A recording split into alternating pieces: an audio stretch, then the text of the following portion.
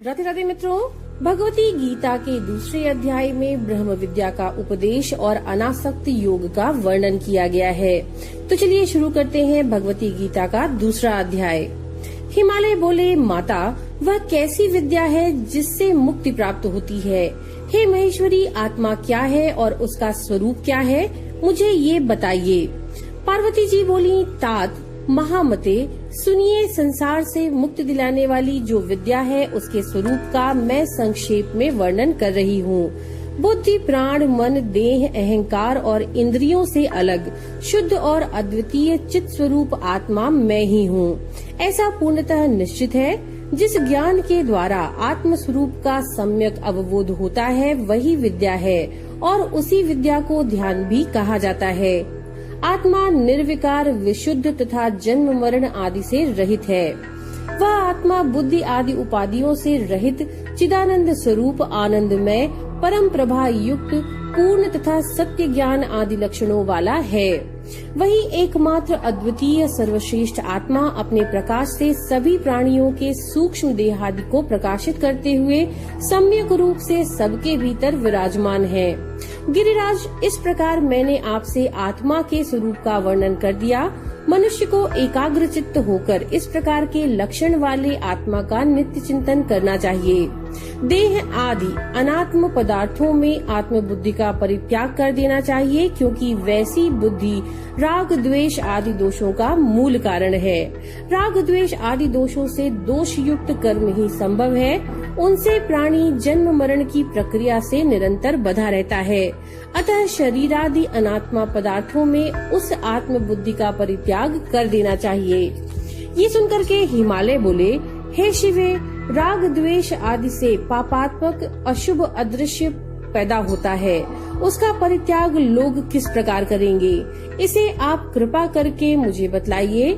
जो लोग दूसरे मनुष्य का अपकार करते हैं उनके प्रति वह व्यक्ति सहिष्णुता का भाव भला किस प्रकार रखे और उनके प्रति उस व्यक्ति में किस प्रकार से इष्टानिष्ट विषयक राग तथा द्वेष न हो।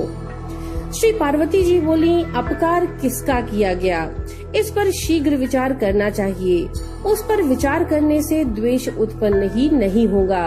5 महाभूतों से मिलकर ये देह बनी हुई है, जिससे यह जीव स्वयं भिन्न है। यह शरीर या तो अग्नि के द्वारा जला दिया जाता है या फिर शिवा आदि के द्वारा भक्षित कर लिया जाता है, किंतु आत्मा नहीं। जो इस प्रकार का ज्ञान रखता है उसका भला कौन सा अपकार हो सकता है? अपने आप में पूर्ण तथा सच्चिदानंद स्वरूप वाला यह विशुद्ध आत्मा न उत्पन्न होता है, न मरता है, न सुख दुखादि द्वंद्वों में लिप्त रहता है और न ही कोई कष्ट भोगता है। अतः शरीर के काटे जाने पर भी इस आत्मा का कोई अपकार नहीं होता। गिरिराज, जैसे घर के अंदर अवस्थित आकाश पर घर के जलने का कोई प्रभाव नहीं होता, उसी प्रकार शरीर के अंदर अवस्थित आत्मा पर शरीर के छेदन आदि का कोई प्रभाव नहीं पड़ता। जो मारने में इस आत्मा को मारने वाला समझता है और जो शरीर के मारे जाने पर आत्मा को मारा गया समझता है, ऐसा सोचने वाले वे दोनों लोग ही भ्रमित चित्त वाले हैं, क्योंकि ये आत्मा तो न तो मरता है और न ही मारा जाता है। अपने स्वरूप को इस प्रकार जानकर और द्वेष छोड़कर मनुष्य सुखी हो जाए। द्वेष मन का संताप का मूल कारण है। द्वेष सांसारिक संबंधों को भंग करने वाला और मोक्ष प्राप्ति में विघ्न उत्पन्न करने वाला है। अतः प्रयत्न पूर्वक उसका परित्याग कर ही देना चाहिए। हिमालय बोले, हे देवी, यदि देह तथा परमात्मा स्वरूप जीव का इस लोक में अपकार नहीं होता तो ये दोनों दुख के भागी नहीं होते। तो फिर जिस दुख का साक्षात अनुभव होता है वह किसे होता है? महेश्वरी, इस शरीर में दुख भोगने वाला दूसरा कौन है? यदि मुझ पर आपकी कृपा है तो आप मुझे इस विषय को यथार्थ रूप से बताइए। श्री पार्वती जी बोली, ना तो इस देह को और ना तो इस परमात्मा स्वरूप आत्मा को ही दुख होता है, फिर भी यह निर्लेप आत्मा मेरी माया से मोहित होकर स्वयं में सुखी हूँ, मैं दुखी हूँ ऐसा मान लेता है।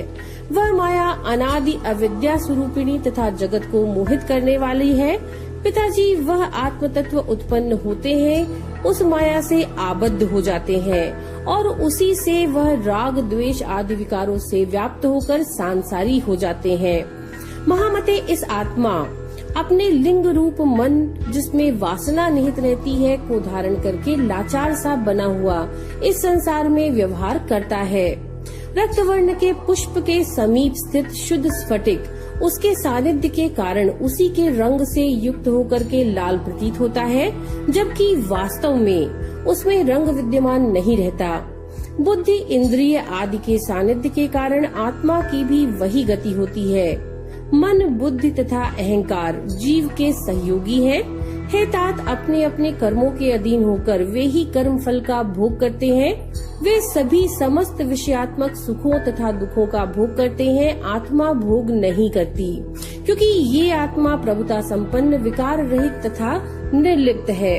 सृष्टि के समय यह जीव पूर्व जन्म की वासनाओं से युक्त अंतःकरण के साथ उत्पन्न होता है और इस प्रकार यह जीव प्रलय पर्यंत सृष्टि में निवास करता है।